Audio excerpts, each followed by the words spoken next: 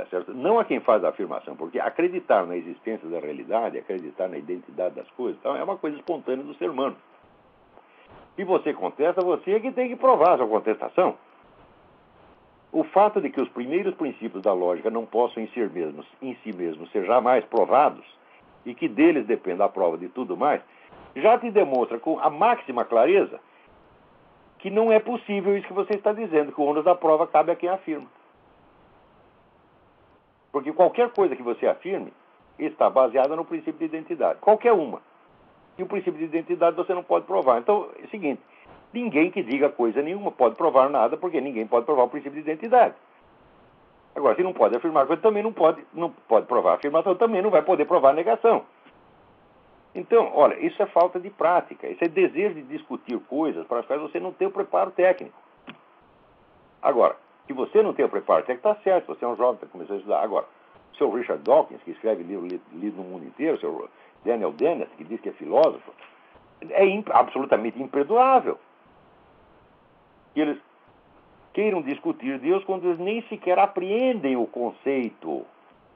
Eles querem provar que não existe uma entidade, né, um ser que criou o universo. Eu digo, peraí. Então, primeiro, eles estão distinguindo entre Deus e o universo como se fossem duas coisas. A relação que eles veem entre Deus e o universo é a relação de sujeito e objeto. Não é a relação do transcendente e do imanente.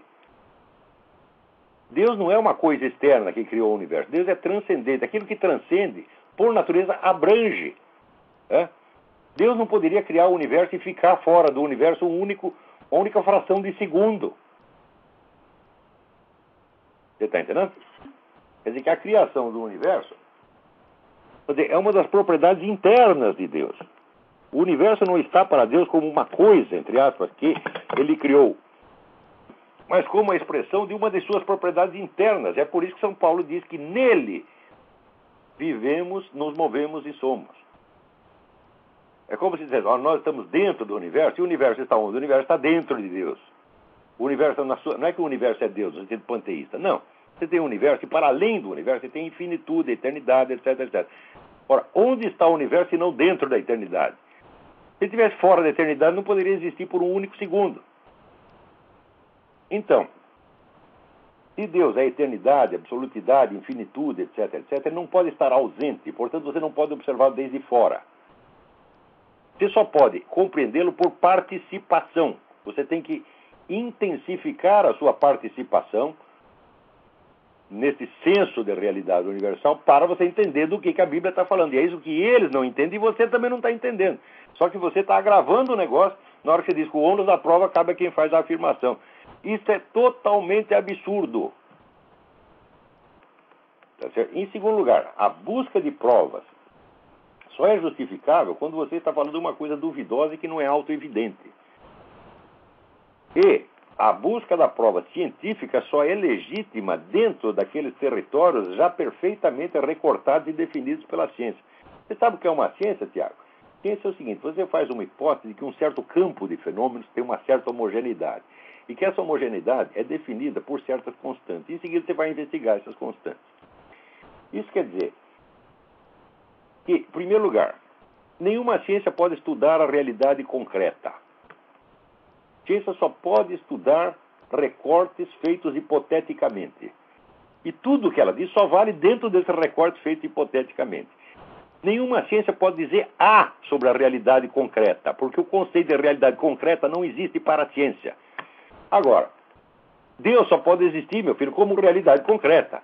Então isso significa o seguinte, que todos os métodos dessa ciência para investigar esse assunto vale bosta, você está entendendo? Vale bosta. É coisa de criança achar que um sujeito que porque tem um diploma de biologia pode investigar questões de ordem metafísica como essa.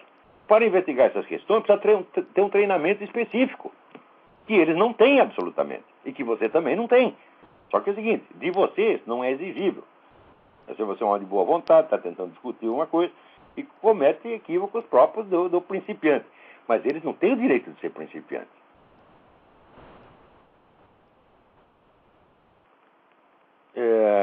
Me pareceu que o senhor quis dizer que os ateus não têm discernimento espiritual e dificilmente poderiam criticar a experiência teísta de Deus.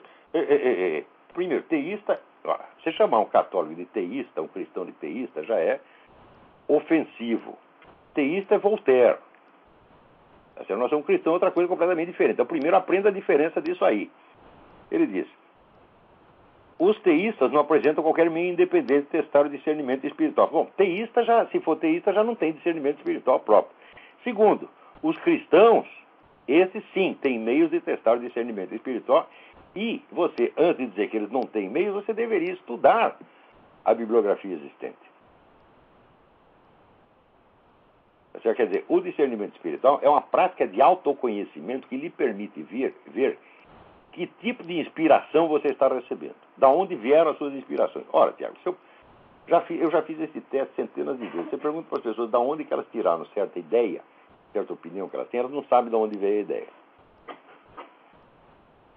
Ou seja, em vez de narrar, olha, essa ideia veio parar na minha cabeça por tal meio, assim, eu li, ouvi falar, foi meu vizinho que falou, foi uma ideia que me ocorreu, etc. Não sabem. Em vez disso, começam a argumentar em favor da ideia. Ou seja, em vez de contar a história, inventam um argumento para defender. Ou seja, não tem autoconhecimento nem mesmo neste nível. Tá? Então, você primeiro precisa aprender isto, tá? Para depois você aprender as várias fontes de inspiração das suas ideias, e daí você praticar o discernimento espiritual. Quer dizer, olha, os teístas, quer dizer, os cristãos, não têm meio de testar o discernimento espiritual. Aliás, você quer dizer testar cientificamente? Por esses métodos de merda dessas ciênciazinhas que tem aí? O que é isto, meu filho? Ciências que jamais se conseguem se explicar a si mesmas.